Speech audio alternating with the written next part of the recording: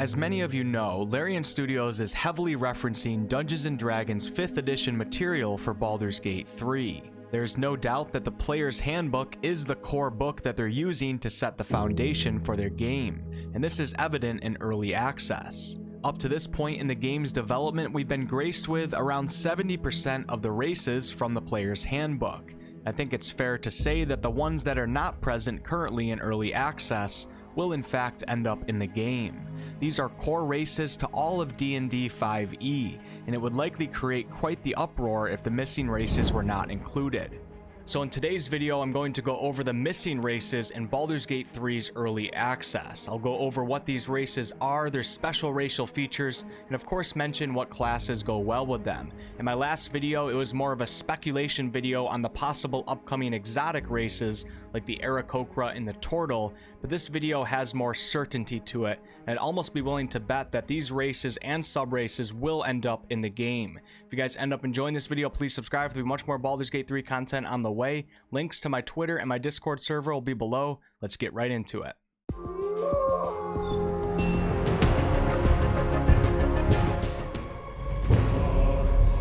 The Dragonborn are a race of draconic creatures native to the planet of Abir, the twin planet of Toril. During an event known as the Spell Plague, the Dragonborn were transplanted from Abir to Toril and can be found on the continent of Larikand, but also in eastern Faerun in the militaristic nation of Timanther. The Dragonborn are humanoids that look like dragons and typically stand around 6.5 feet tall, with large, muscular, scaly bodies. They owe their devotion and respect to their clan above all else, and their conduct reflects on the honor or dishonor of their clan. This race continuously strives for self-improvement, and they're known to push themselves to extreme efforts before giving up on a task. The Dragonborn as a whole tend to be a good race, but when they do make the choice to be evil, they oftentimes take this to the extreme. A Dragonborn's special racial feature would be its breath weapon, which of course can be great in combat. A breath weapon's damage type will correspond to a Dragonborn's draconic ancestry, which will likely be able to be chosen by the player. This might include damage types such as acid, lightning, fire, poison, cold, and possibly more. Dragonborn will also gain damage resistance to one of these types of damage, which once again will depend on what draconic ancestry is chosen. All Dragonborn will get a +2 to strength and a +1 to charisma, but keep in mind there could also be variants. This makes the Dragonborn a great race for all classes that use strength, and charisma is a useful ability for charisma-based spellcasters and basically anyone who ever wants to talk. Paladins are the ultimate choice here, but fighters, barbarians, valor bards, sorcerers, warlocks, and strength-based rangers can all be solid choices. The Gnomes, also known as the Forgotten Folk, are small humanoids known for their engineering prowess, inquisitiveness, and eccentric sense of humor. They primarily live underground in wooded, hilly landscapes, in homes that are well hidden by clever construction and simple illusions. This race can be found all throughout the continent of Faerun, but mostly in the western heartlands, which is where Baldur's Gate is located, Elturgard, and along the coast of the Shining Sea. Gnomes typically stand just over 3 feet tall, which is slightly taller than many halflings, and they weigh a mere 40 to 45 pounds. While halflings are often said to resemble humans, gnomes were more like elves, with their pointed ears and high cheekbones. Many gnomes become highly skilled engineers, alchemists, tinkers, and inventors. Most gnomes tend to be neutral good, but it's certainly possible for a gnome to take on more of a trickster lifestyle and head towards chaos. We actually kind of got a confirmation that they will eventually be a playable race from a video that Larian Studios put out. If you're playing a gnome, for that story to be told from your perspective. When gnomes make it into the game, there will likely be 2 sub-races, the forest gnome and the rock gnome.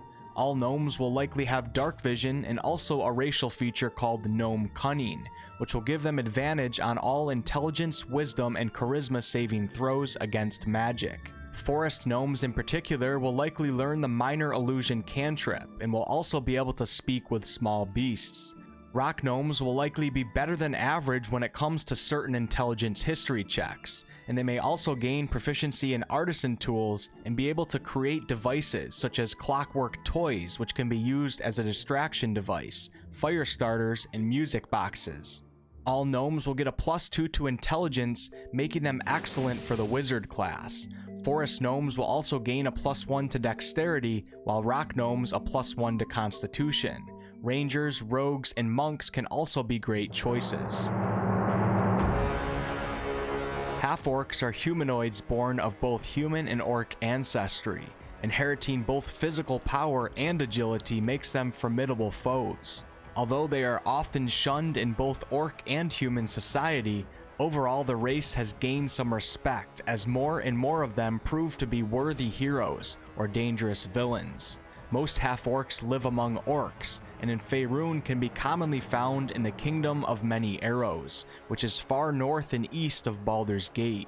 The ones who live in human lands are many times adventurers out to prove their might, or they can be found in the slums of larger cities. Half-orcs were typically slightly larger and stronger than humans, and would stand on average between 5'9" and 6'4". They are not evil by nature, but evil does lurk within them, whether they embrace it or rebel against it.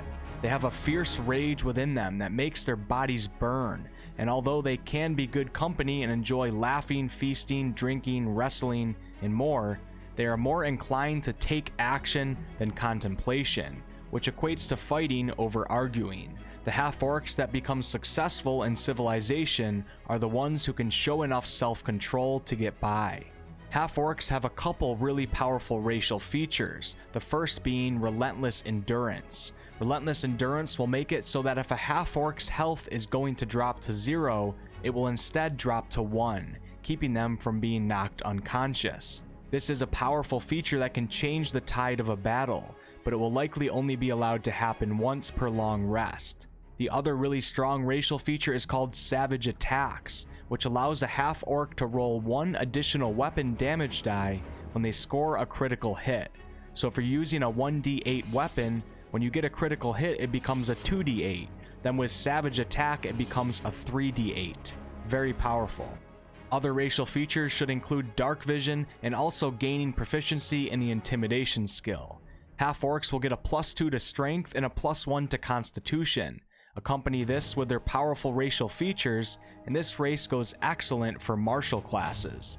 Barbarians, fighters, strength-based rangers, and monks, and also clerics and paladins. The only other thing missing in terms of races from the player's handbook is the variant human, although not an official race, it is mentioned. The regular human fits well into any class because they get a +1 to all ability scores, but they really lack that specialization that most other races can get. The variant human takes care of this problem by allowing you to take a feat right away at level 1. However, keep in mind, as a variant human you will now only get a +1 to 2 ability scores of your choice, as opposed to all of them. That is not really a problem at all though, and gaining a feat at level 1 can be extremely powerful. If this alternate version of the human is included in the game, I know that many players will not be able to resist, especially if more feats get added to the game, which I'm sure they will. I'm not as confident that the variant human will be in Baldur's Gate 3 as I am with the other 3 races that we just talked about, but it is mentioned in the player's handbook and it is certainly a popular choice in D&D 5e. And that will be it for today's video. Like I said, if you guys missed my latest video on the possible upcoming exotic races, I'll leave a link to that below in the description. I know there's a lot of half-orc fans out there. Sound off in the comments section, guys. It's not like you're not going to do that anyways. Thanks so much for watching, guys. If you guys ended up enjoying this video, please like, comment, and subscribe. I really appreciate it. It's a huge help to my videos. I do all sorts of content on this channel, ranging from live streams to game reviews to class guides to lore videos and much more. I'd love to have some of you guys back for a future video. Until next time.